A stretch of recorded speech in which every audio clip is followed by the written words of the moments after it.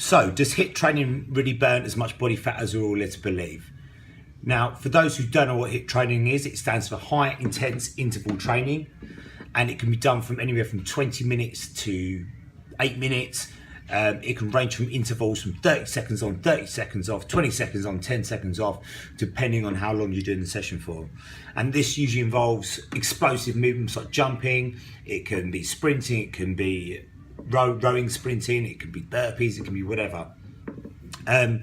So the principle behind HIIT training is that we have this afterburn, that we carry on burning calories after we finish training. And this is down to something called EPOC.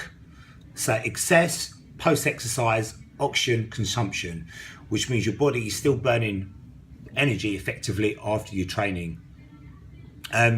Now, the truth is HIIT doesn't actually burn fat directly. HIIT actually draws sort of stored carbohydrates from our body, sugars, glycogen. So actually, HIIT training will predominantly use carbohydrates as a fuel. Well, if you maybe take something like running, that will predominantly be a fat oxidation. So it's going to take fat.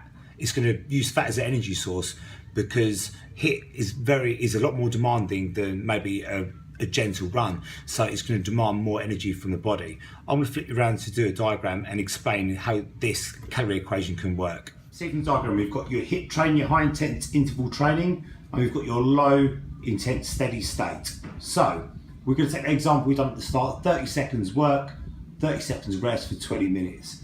Now we're using this as an example. We're not saying this is how many calories you burn in a HIIT session. Let's say you can burn up to maybe 200 calories in, say, a 20-minute HIIT session. EPOC's actually only about 15%, that's the afterburn. 15% of that 200. So you can see that will give you a total of about 230 calories. Now, if we take our LIST training, our low intense steady state, we could say this could be a bike ride, we could say this is a run, and you think as you're out there for a long period of time and you're working hard still, you could burn up between 400 to 600 calories an hour. So I don't totally want to demonise HIIT here. I think it's really time efficient. I think it's fun, it's challenging, and you can fit it around your normal routine. So you can be in and out the gym within 45 minutes to an hour.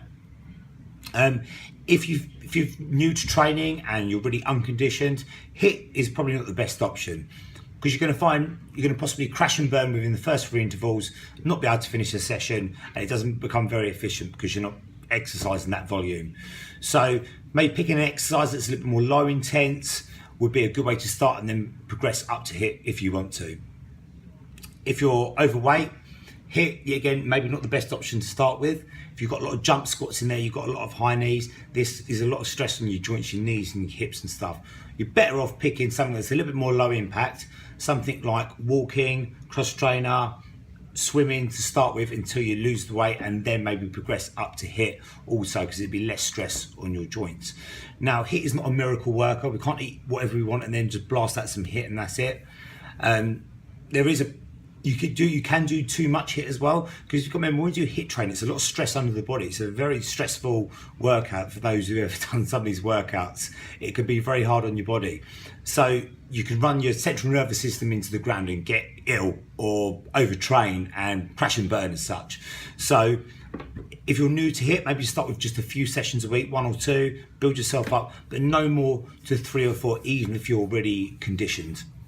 You can mix in active recovery sessions with cardio, like it could be something like going for a jog, it can be going for a swim, it can be just going for a walk. That could count as more of a low intense steady state version of cardio. So there's neither one better than the other. I think definitely there's a place for 2. Again, it depends on your work schedule and what you do and how much time you've got in the gym, and obviously how fit you are. All right guys, hope you enjoyed that video. Remember, comment below if you want me to ask any questions.